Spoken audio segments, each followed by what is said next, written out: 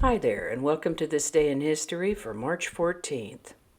March 14th is the 73rd day of the year, 74th in leap years, in the Gregorian calendar, with 292 days remaining until the end of the year.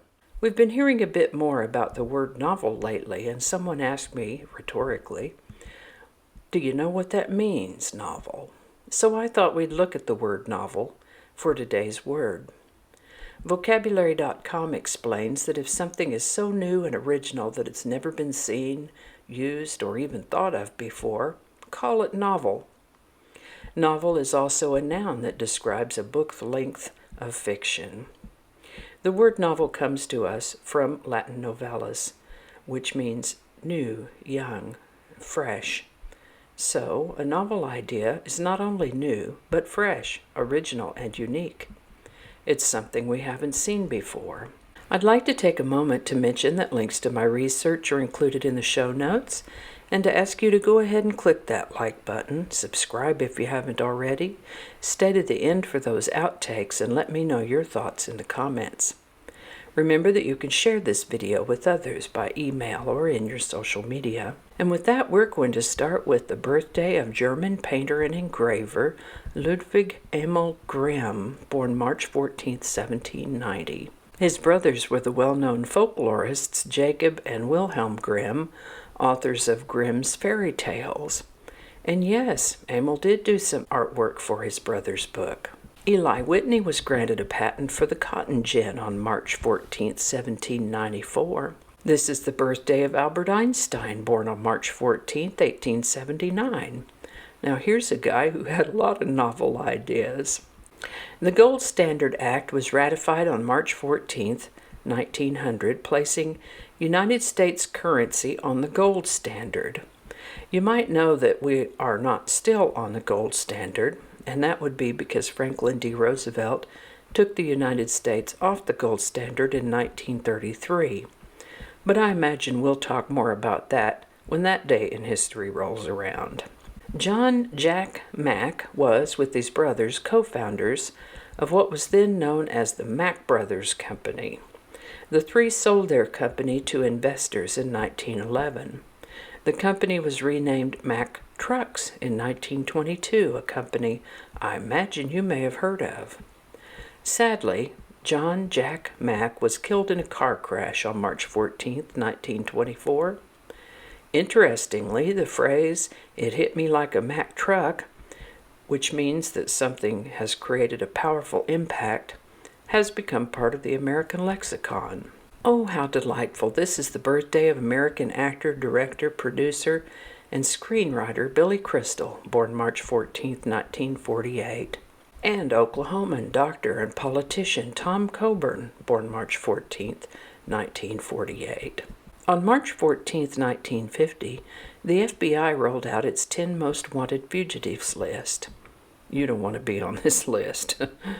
How to get on it is to have a lengthy criminal record and current pending charges that make you particularly dangerous. While there have been a few, very few over the years, that were removed because they were no longer considered a dangerous menace to society, pretty much the only way to get off that list is to die or be captured. Over the years, several hundreds of criminals who made this list have been captured.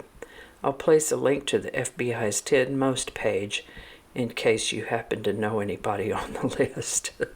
In the 1950s, the Recording Industry Association of America, RIAA, created and trademarked its precious metals-based scale for measuring music sales like gold and platinum.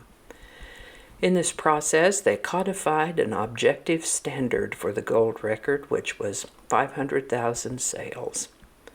Well, the very first official gold record was awarded to Perry Como for his song Catch a Falling Star on March 14, 1958. I've placed a link in the show notes in case you'd like to hear it. On March 14, 1964, Jack Ruby was sentenced to death for murdering Lee Harvey Oswald. You might remember that Lee Harvey Oswald had been arrested for the assassination of President Kennedy in Dallas, Texas, in November of 1963. So this trial and conviction concluded pretty quickly.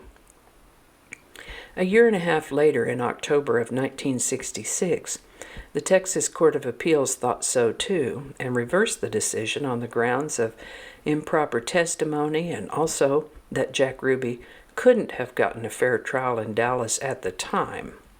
Jack Ruby never made it to that second trial, though, because he died of lung cancer in January of 1967.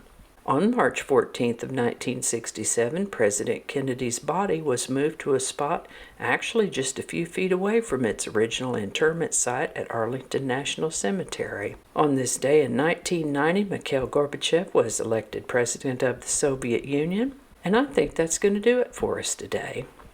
As always, links to my research are included in the show notes. Thank you so much for watching. Give it a like if you enjoyed this video. Consider subscribing if you haven't already. And feel free to share if you found this video interesting or informative. While you're here, check out my other channel, 8 Susquehanna. There's a link to that in the show notes. Thanks again, and I'll see you next time.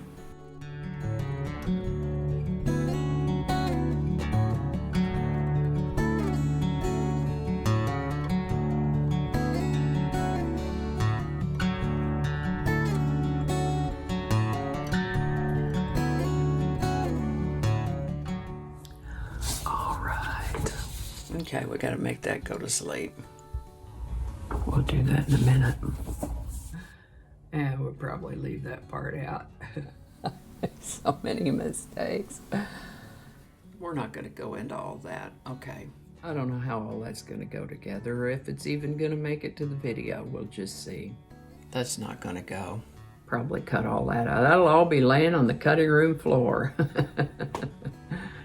So I'll just do that whole thing over. That might not make it into the video, we'll see. Changing it up.